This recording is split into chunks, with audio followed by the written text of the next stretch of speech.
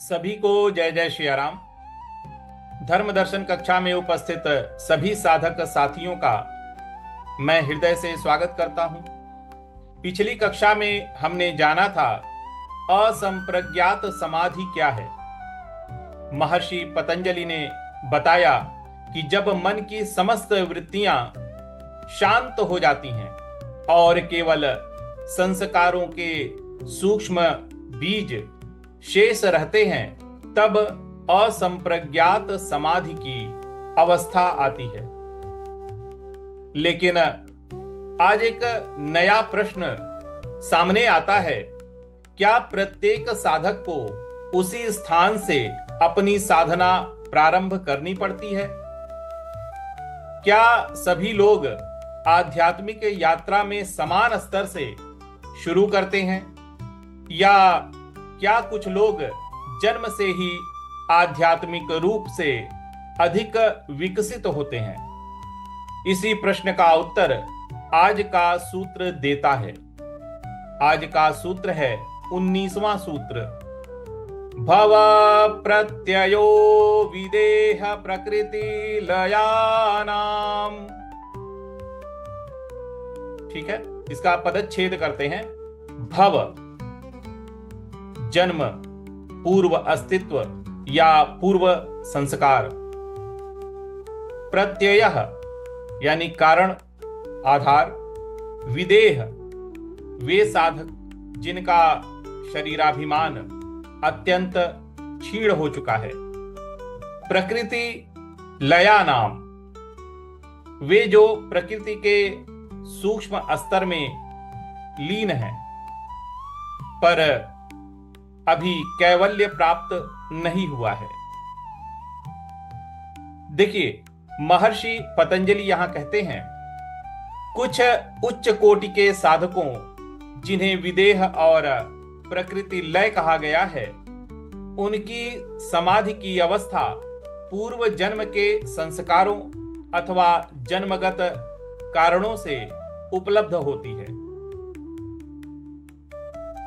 तो आज का जो मुख्य प्रश्न है कि क्या आपने कभी देखा कोई छोटा बच्चा बिना सीखे ही बहुत सुंदर भजन गाने लगता है? कोई 5 वर्ष की आयु में ही शास्त्रों के श्लोक याद कर लेता है। कोई पहली बार ध्यान में बैठते ही गहरी शांति अनुभव करता है, जबकि दूसरा व्यक्ति वर्षों तक अभ्यास करता है फिर भी मन स्थिर नहीं होता। ऐसा क्यों होता है? क्या भगवान पक्षपात करते हैं? महर्षि पतंजलि कहते हैं, नहीं, ये अंतर पूर्व संस्कारों के कारण भी हो सकता है। भव, भव का अर्थ केवल वर्तमान जन्म नहीं है। यहां इसका अर्थ है पूर्व जन्मों से चली आ रही साधना और संस्कार। और प्रत्यय का अर्थ है उसका कारण या आधार। अर्थात कुछ साधकों की आध्यात्मिक उन्नति का आधार उनके पूर्व जन्मों की साधना होती है। विदेह कौन है? अब सबसे महत्वपूर्ण शब्द है विदेह।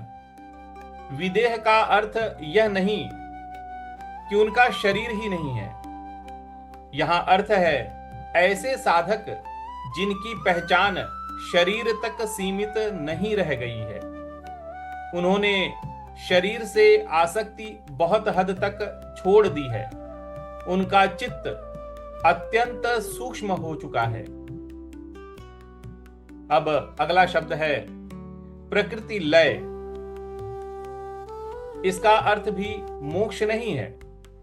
यहां महर्षि पतंजलि उन साधकों की बात कर रहे हैं जो प्रकृति के अत्यंत सूक्ष्म स्तर तक पहुंच चुके हैं। वे महान योगी हैं, लेकिन अभी पुरुष और प्रकृति का पूर्ण विवेक नहीं हुआ है, इसलिए कैवल्य अभी शेष है। मान लीजिए 2 विद्यार्थी हैं। एक विद्यार्थी पहली कक्षा में प्रवेश ले रहा है, दूसरा विद्यार्थी किसी दूसरे विद्यालय से 10वीं कक्षा पास करके आया है, तो क्या दोनों को अ आ इ ई से पढ़ाया जाएगा? नहीं, दूसरा विद्यार्थी वहीं से आगे बढ़ेगा जहां उसकी पिछली पढ़ाई समाप्त हुई थी। योग में भी ऐसा ही होता है। कुछ साधक इस जन्म में पहली बार साधना कर रहे हैं, कुछ अनेक जन्मों की साधना लेकर आए हैं। एक किसान 2 बीज बोता है। पहला बीज बिल्कुल नया है, दूसरा पहले से अंकुरित था। बारिश होते ही दूसरा बीज तुरंत बढ़ने लगता है। क्या किसान ने पक्षपात किया? नहीं, अंतर केवल पहले से संचित विकास का है। इसी प्रकार पूर्व संस्कार आध्यात्मिक यात्रा को गति देते हैं।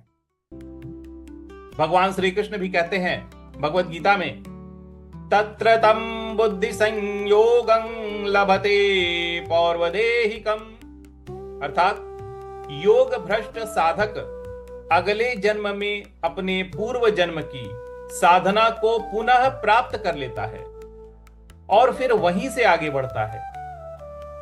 फिर आगे कहते हैं, पूर्वाभ्यासेन तेनैव ह्रियते ह्यवशोऽपि सः, अर्थात पूर्व जन्म का अभ्यास उसे अनायास ही फिर योग की ओर खींच लाता है। देखिए, भगवान श्री कृष्ण और महर्षि पतंजलि दोनों एक ही सत्य बता रहे हैं।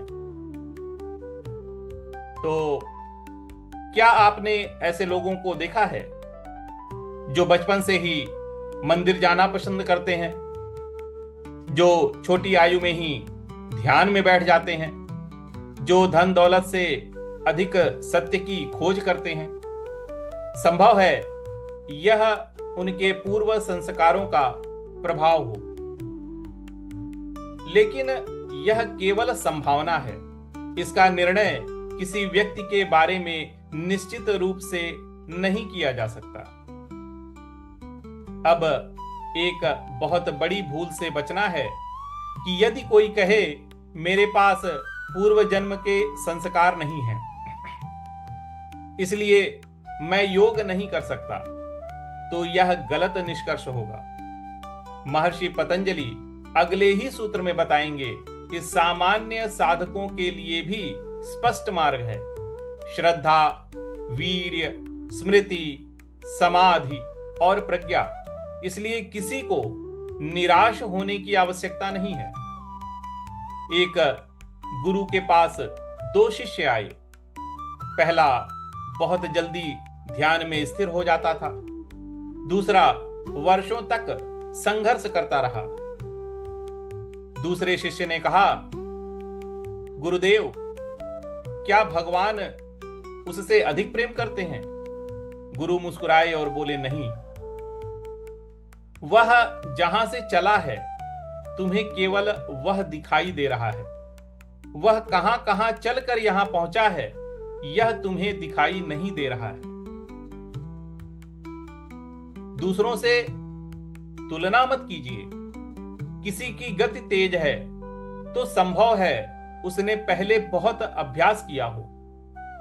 आपका काम केवल इतना है, आज ईमानदारी से नियमित रूप से अपने अभ्यास को जारी रखना। तो स्वयं से 3 प्रश्न पूछिए। क्या मैं दूसरों की आध्यात्मिक प्रगति देखकर निराश हो जाता हूं? क्या मैं प्रतिदिन थोड़ा सा अभ्यास करता हूं? क्या मुझे विश्वास है कि एक भी सच्चा प्रयास कभी व्यर्थ नहीं जाता? यदि इन तीनों प्रश्नों का उत्तर हां है तो आप सही मार्ग पे हैं।